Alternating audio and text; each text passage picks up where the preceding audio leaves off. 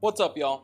So we all know that actors can be a little weird. Just do it! Sometimes they do a lot of crazy stuff to get into character. And then I went to the grip department, I got like some pliers and I ripped my tooth out. But today I want to talk about some of the absolute craziest examples of method actors taking things way too far. And if you don't know what method acting is, it's pretty much when an actor tries to be their character even off screen. And this can lead to them doing some crazy, unhinged, and frankly cringe stuff. So let's jump right into it. Starting off strong with Jared Leto. He's so intense. Jared Leto has graced us with amazing, groundbreaking movies such as Morbius, and he also acted in Suicide Squad as everyone's favorite Joker. No. Oh, Heath Ledger? Get the fuck out of here.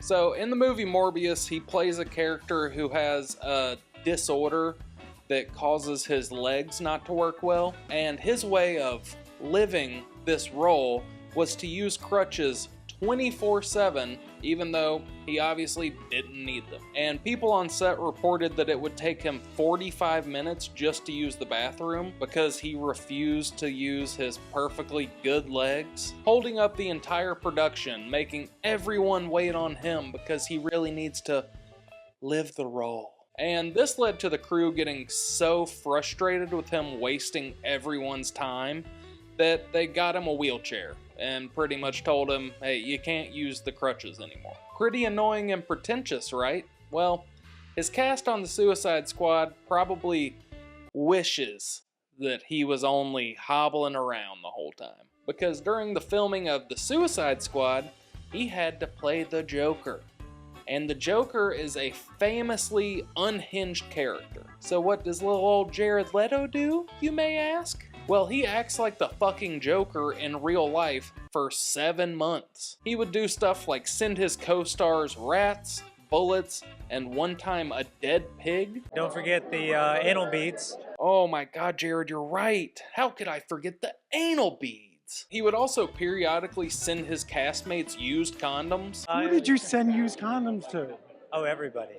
Because, you know, the Joker's just such a wacky, zany guy, so he doesn't have a choice. He has to send you used condoms and a dead pig. He's the Joker. Don't you understand?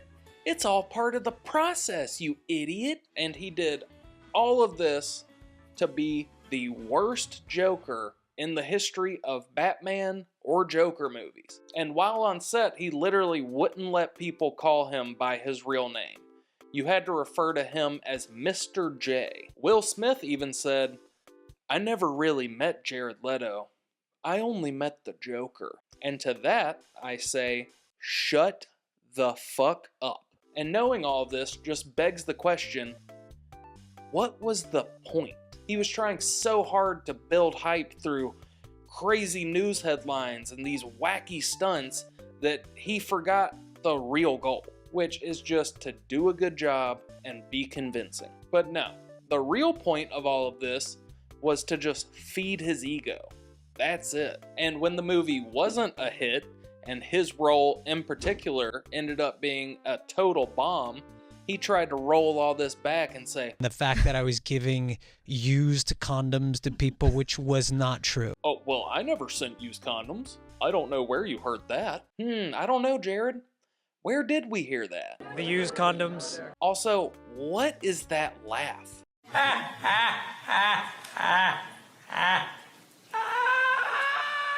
It is so incredibly bad. Like, literally, any other laugh is doing better than that. But speaking of the Joker, we are moving on to the Batman himself, Christian Bale. So you probably know Christian Bale from plenty of awesome movies like the Dark Knight trilogy, The Prestige, or American Psycho. All of those are great, iconic films. I love all of those movies. But what you may not know is that Christian Bale is an absolute madman. So in the early 2000s, he had a role in a movie called The Machinist, where he plays a malnourished insomniac. And he took this role very seriously. So seriously, in fact, that he slept for about 2 hours a night for multiple months and lost over 60 pounds, or 4 stone. And, interjection, can I just say how dumb of a measurement stone is? When are we ever going to need to measure things in 14-pound increments? What are you guys doing? But anyways, for a normal sized guy, 60 pounds is insane. And what makes it even more insane is that he lost that 60 pounds in 4 months on a diet that consists of 1 apple, some water, and a can of tuna per day, all adding up to a little over 100 calories. And if you don't know, the recommended amount of calories for an adult is about 2,000. So this guy is eating almost 20 times less calories than he should be. And on this diet, if you want to call it that, he got down to about 120 pounds. And he wanted to keep going to 100 pounds, but he had to be pulled off of this diet because he was so skinny that it became like a danger to his health. Perfect fit. And I feel like that is the difference between being committed to a role and just being a weirdo douchebag who is sending your castmates anal beads. Don't forget the anal beads. He was only inconveniencing himself. He wasn't being a weirdo nuisance to everybody around him. But what makes that 60-pound weight loss even more incredible is that 5 months after being emaciated, he had to get jacked to play his role as Batman. I mean, that is such an insane transformation in such a short amount of time. I mean, going from this to this is absolutely insane. And he's done similar stuff other times too. Like for the movie Vice, where he plays former Vice President Dick Cheney, he put on 40 pounds, which after reading all of this, I can only assume he did in like a weekend. And while we're in the Batman universe, we may as well talk about the Riddler, aka Jim Carrey. Homie.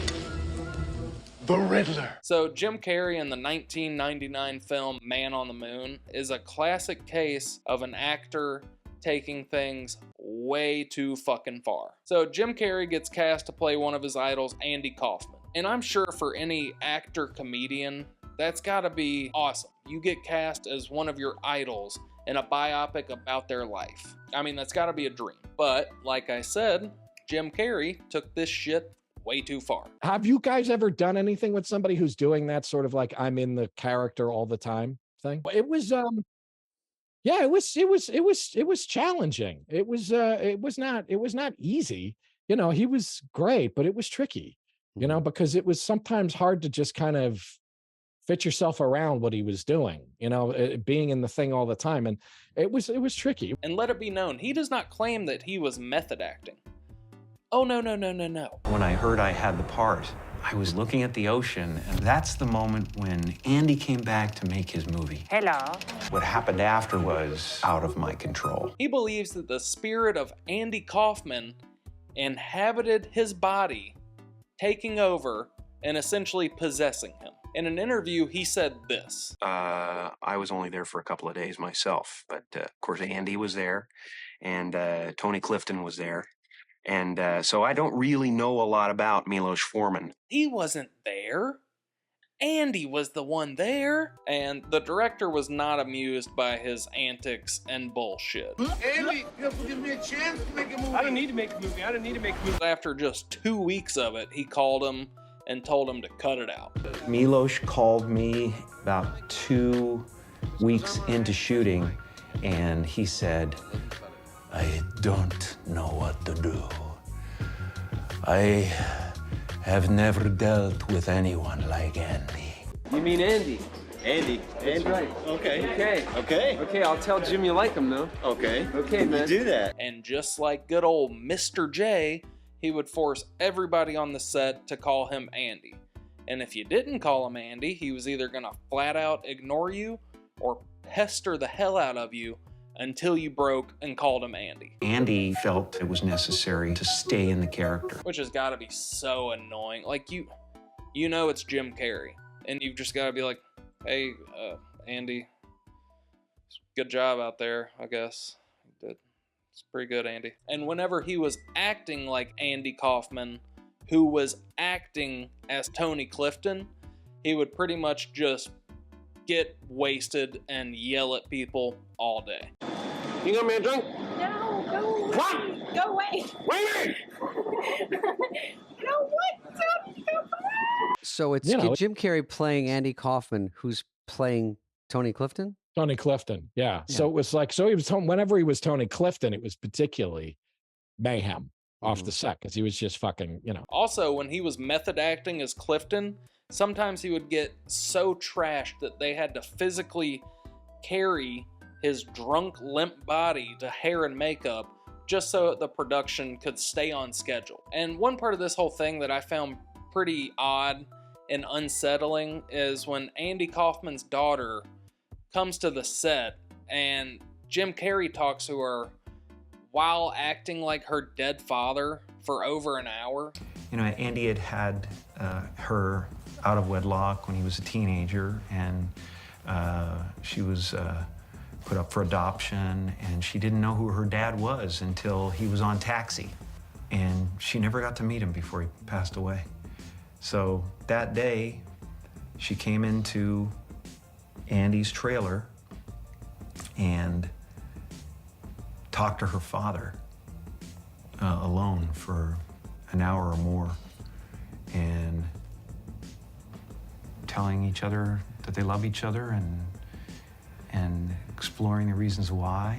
And it genuinely feels like he thinks that this girl is actually talking to her dad, even though it is just him acting as her dad. And I just found it like really strange and egotistical. Like, do you think that you're really doing such an amazing job acting like Andy Kaufman that this girl who lost her father is like getting to have one last conversation with her dad? It's like she's getting closure even though she's just talking to you. Like, dude, you are an actor. You are playing a character. It just felt weird.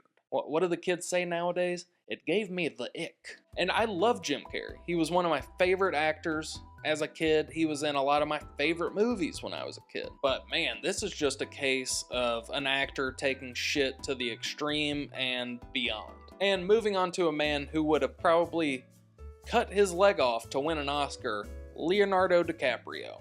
Whoa, whoa. Here I come. Oh, here I come. Oh.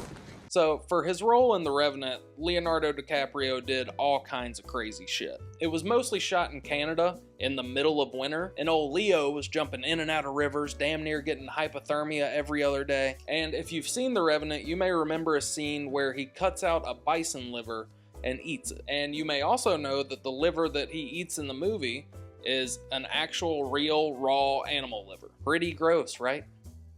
Is what a baby would say. When I said that Leo would do anything to win an Oscar, I meant it. There's a scene in the movie after he's been attacked by a grizzly bear where he has to find shelter, a warm place to stay in this like frozen wilderness. Well, luckily for him, there was a dead horse nearby that he could cut open, crawl inside of, and snuggle up and stay warm. But what if I told you that in preparation for this role, he actually slept in an animal carcass? And to that, I have just one question. Why the fuck was that necessary? You do so much preparation beforehand, learning about the time period, reading fur trappers' journals. You sleep inside a fucking horse. No one asked you to do this in your spare time. I genuinely think that you could have gotten into character without making a horse your fucking sleeping bag. Like, is that necessary? No!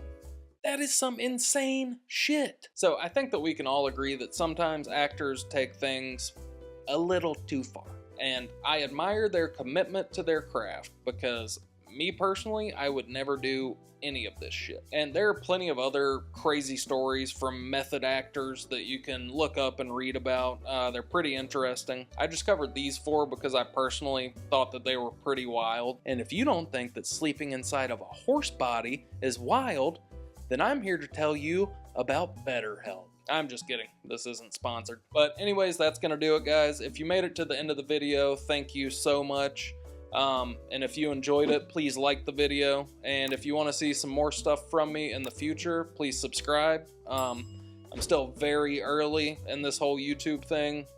This is my 3rd video, so genuinely, any like, comment, subscribe, any of that stuff helps me out tremendously. So please, if you want to see more stuff from me, hit that subscribe button, and I will catch you next time. Peace.